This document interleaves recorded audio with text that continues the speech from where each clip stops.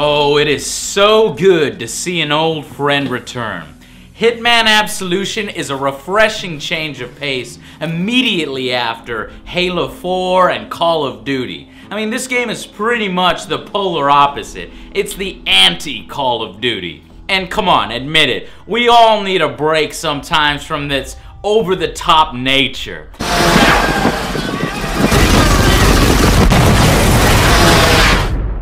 Hell, even fellow stealth game Assassin's Creed is blindingly fast and twitch in comparison with the slow, deliberate movements of a hitman.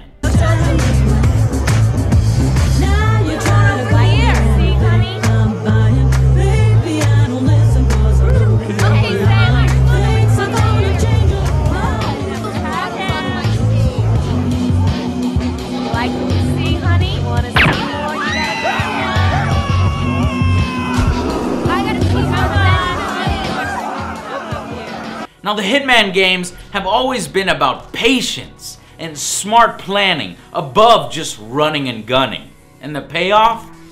Well, that's in the creative ways of dispatching your targets. Do you trick the sick bastard to a taste of his own medicine? Start walking. Oh, please! Please, that nun, she was an accident, man, okay? Please.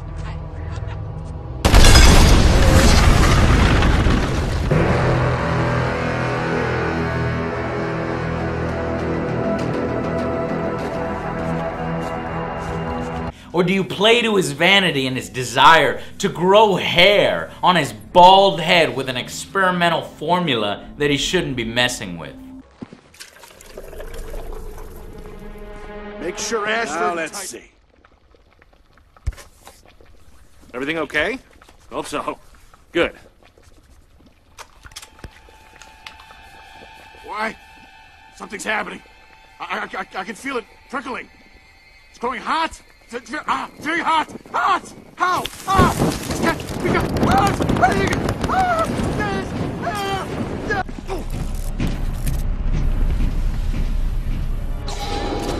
All of these core elements are intact and well. However, the series does take a few new directions inspired by modern games, and for the most part, they are well executed.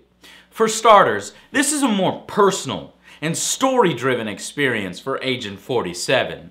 Missions are broken up with extensive cutscenes and top-notch voice acting. I don't need that kind of attention. So, oh dear.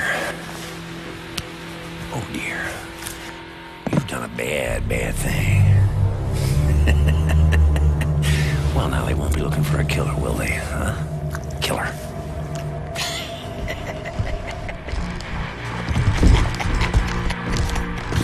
Yee-haw! I'll tell you, I don't ordinarily yee-haw, but this is a fucking yee-haw! Fucking Christmas! The story goes like this. Having assassinated his naked lady friend in the shower, he feels guilt for the first time and resolves to obey her dying wish to protect a young girl from the agency and to discover their dirty secrets. A mistake, if you ask me. But because of this, though, Hitman isn't really going on any contract kills. You aren't selecting your agency-provided gear and gadgets before each mission, which is kind of a shame, because that shit is cool. Accurate up to 30 yards. Very neat. It can save your life, this cigarette. You sound like a commercial. No, instead, you are having to use the objects and weapons in the environment. It's a deliberate choice, resulting from the story.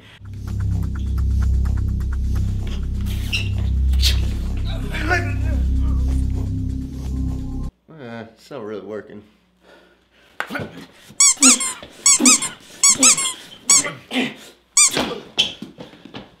My God.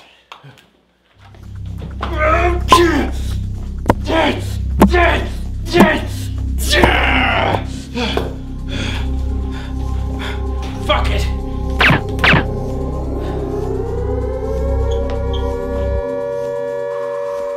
But it would have been nice to have seen some kind of black market at least, where you could buy all the manner of sweet man gadgets that we're used to as a silent assassin. Something we're making for the Americans. It's called a ghetto blaster.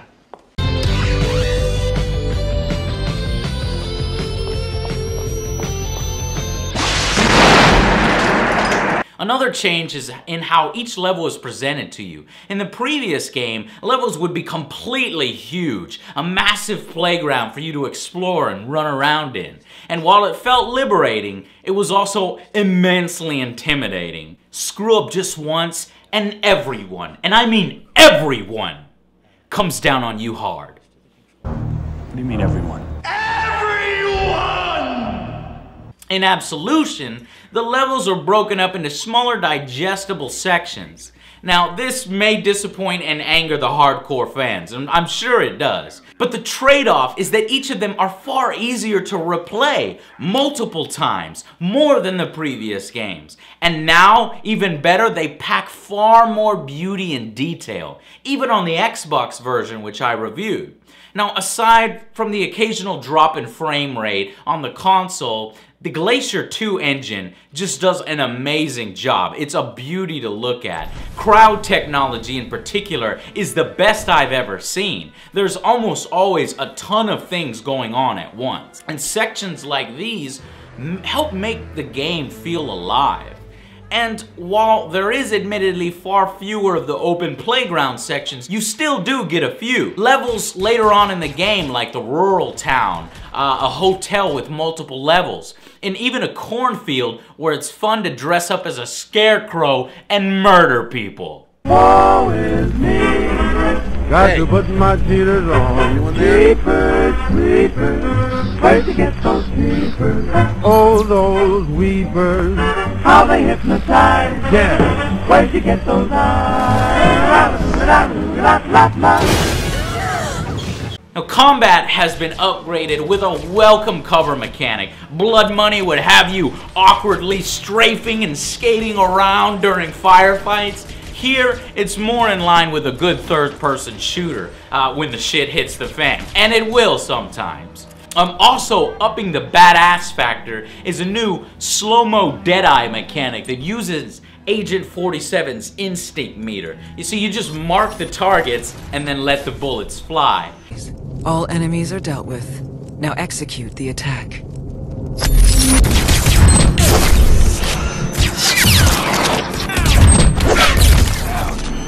Damn it! Let's end this.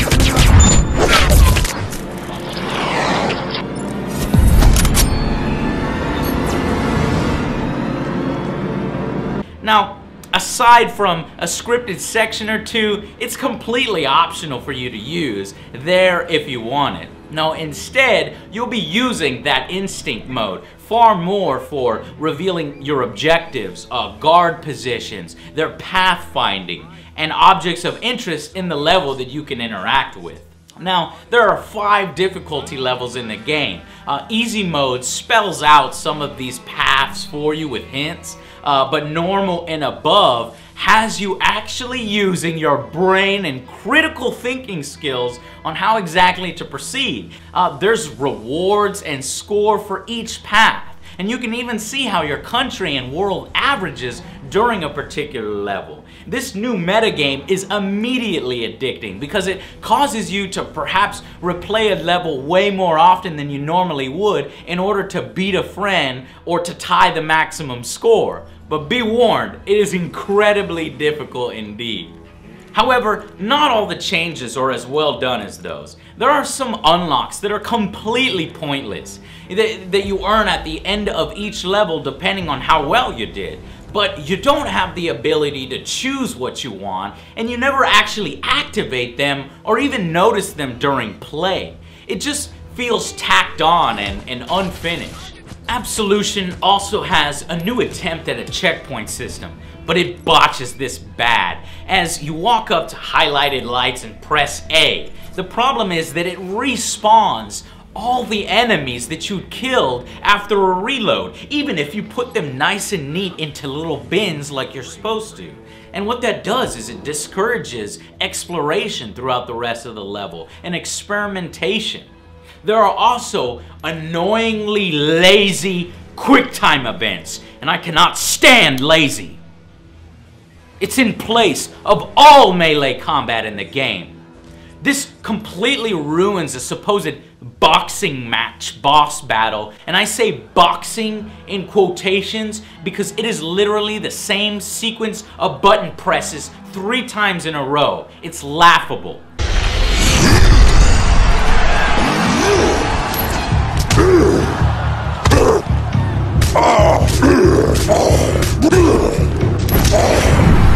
Yeah, kick his fucking enormous fucking neck.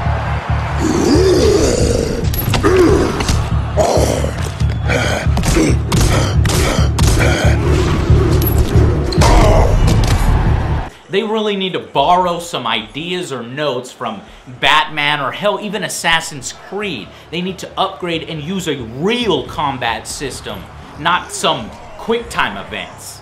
I'm sure agents know a little bit about what they're doing in hand-to-hand combat. You see, you didn't even see that, it's so fast.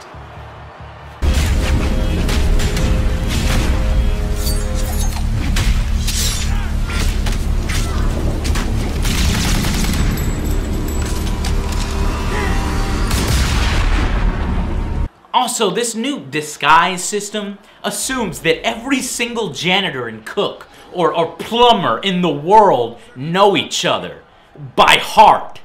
And as when you get close to an enemy of the same type, they can notice you. This flaw and change in the system is made even worse at higher difficulty levels, especially in purist mode, where it becomes rather impossible because you don't even have much instinct at all, really.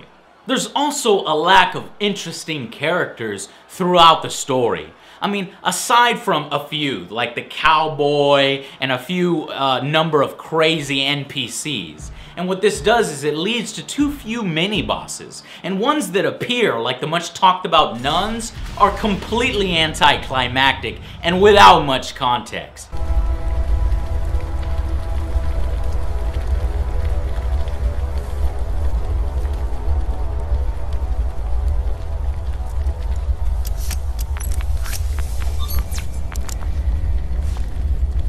What, that's it? That's all you got?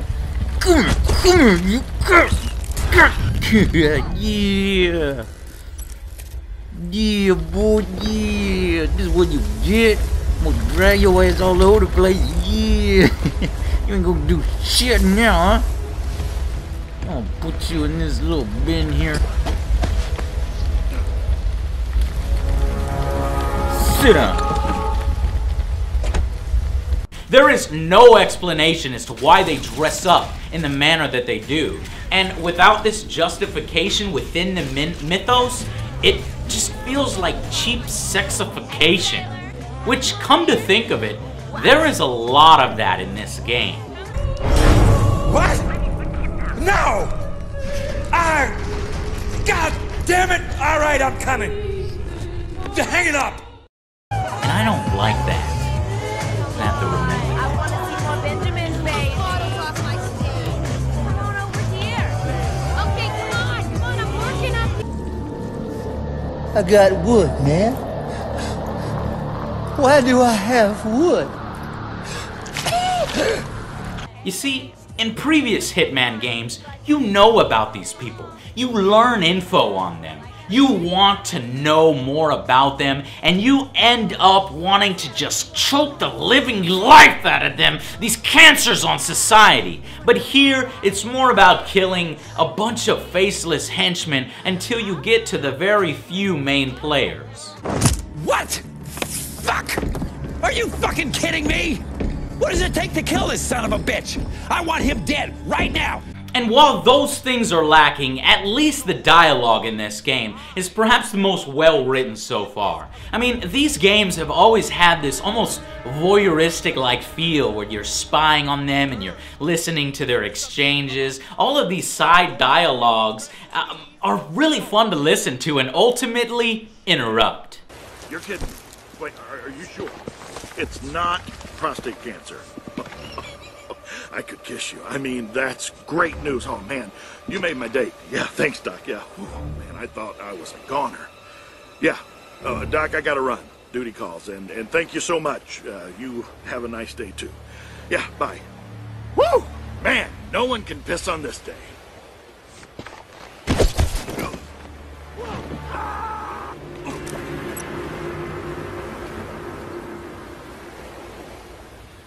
I am also happy to report that IO Interactive has learned from their mistakes in Kane and Lynch 2 with regard to criminal game length.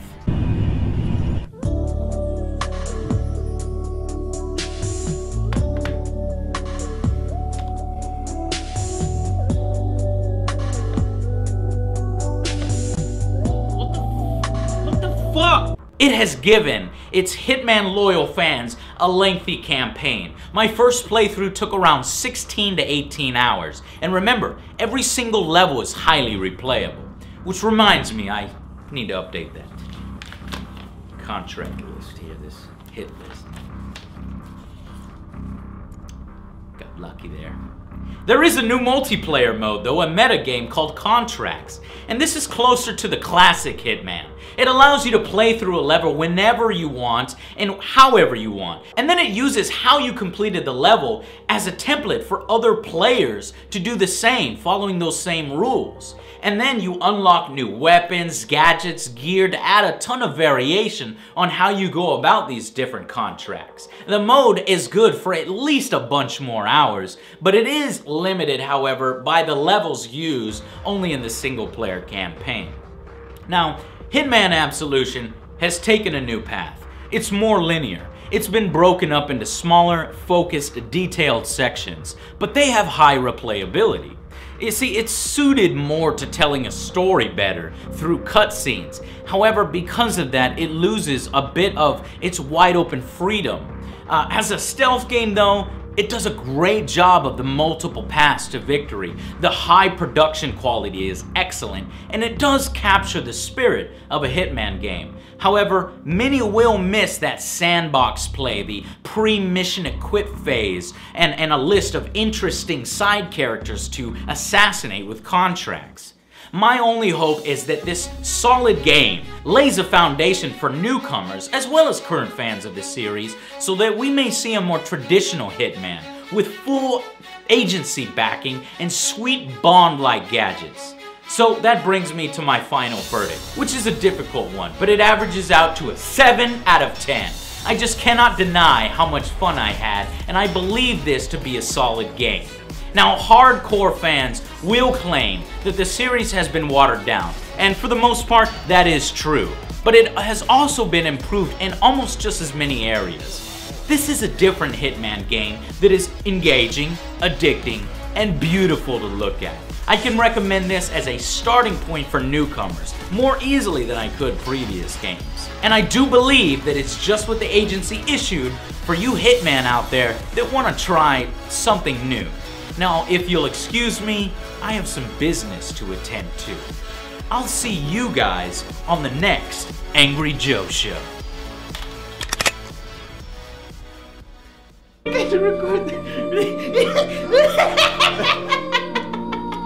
This shit looks funny. And it's like, alright?